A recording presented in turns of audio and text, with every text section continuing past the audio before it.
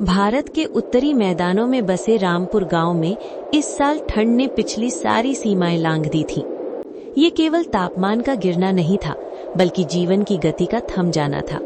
पौष के महीने में सूरज मुश्किल से निकलता, और जब निकलता भी तो उसकी किरणें पीली और शक्तिहीन होती थीं। बिरजू किसान 45 वर्ष का था और उसकी पत्नी राधा 35 वर्ष की थी। अपने छोटे से मिट्टी के मकान में थे, जहां हवा दीवारों की दरारों से भी अंदर घुस आती थी। उनकी इकलौती बेटी मोहिनी, जो 8 वर्ष की थी, पिछली 3 रातों से तेज खांसी से पीड़ित थी। राधा मोहिनी को देखते हुए बोली, सुनो जी, मोहिनी को तो बुखार भी है। ये पुरानी रजाई और राख की आग अब काम नहीं कर रही। हमें शहर से डॉक्टर को बुलाना होगा। ये सुन बिरजू बहुत निराश हो जाता है और राधा से कहता है, शहर का डॉक्टर? उसके लिए 20 किलोमीटर का सफर तय करना होगा और फिर उसकी फीस भी देनी होगी। तुम जानती हो मेरे पास एक पैसा नहीं है।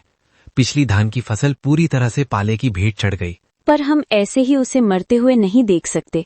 वो हमारी इकलौती उम्मीद है। उम्मीद? मेरी उम्मीद तो साहूकार के कर्ज में दबी पड़ी है। उस दिन भी तुमने कहा था, लेकिन कालू साहूकार के पास जाना ही होगा। वो हमारे गांव का काल है, पर जीने की आस भी उसी के पास है। नहीं राधा, पिछली बार उसने इतना जुल्म किया था। मैं अब अपनी जमीन उसके हाथों में नहीं दे सकता। जमीन बचाकर क्या करोगे? अगर मोहिनी नहीं बची तो जमीन कल फिर आ जाएगी।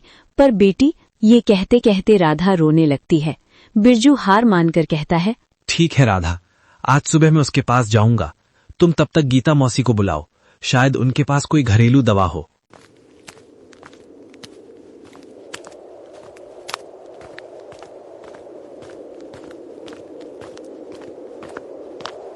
फिर बिरजू कालू साहूकार की विशाल हवेली पर पहुंचा। कालू साहूकार एक मोटा लालची व्यक्ति था और बे एक अंगीठी के पास बैठा था। उसके पास ही गांव का एक मुंशी खड़ा था। बिरजू बाहर खड़ा था। बे कांपते हुए बोला, साहूकार जी, मैं बिरजू। मुझे आपसे बहुत जरूरी काम था। अंदर आ जाओ। लगता है ठंड ने तुम्हारी हड्डियों का ढांचा हिला दिया है। क्या हुआ, फिर से फसल खराब? हाँ साहूकार जी, इस बार पाला बहुत पड़ा और मेरी बेटी बहुत बीमार है। मुझे तुरंत 2000 रुपए चाहिए, दवाइयां और डॉक्टर की फीस के लिए। 2000? तुम तो बड़े राजा आदमी हो बिरजू। पिछली बार का कर्जा, उसका ब्याज और अब नया कर्जा। तुम्हारी छोटी सी जमीन तो अब तक मेरी हो जानी चाहिए थी। साहूकार जी, मैं आपका सारा पैसा लौटा दूंगा। इस बार मैं अपनी गेहूं की फसल जरूर बचा लूंगा। बस थोड़ा वक्त दीजिए। वक्त? मेरे पास वक्त नहीं है, मेरे पास पैसा है। सुनो, मैं तुम्हें 2000 देता हूं, लेकिन इस बार ब्याज 50% नहीं, 75% होगा और मोहलत सिर्फ 20 दिन की।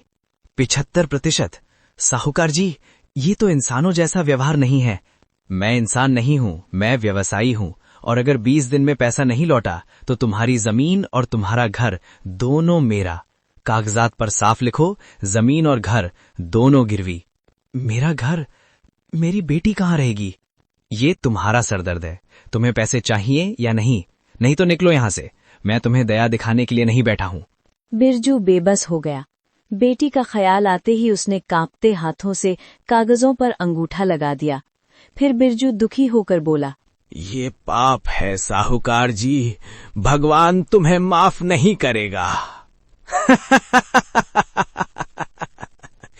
मेरा भगवान मेरा पैसा है बिरजू, अब तुम यहां से जाओ। ये बोलकर बिरजू कालू साहूकार के घर से बाहर निकल गया।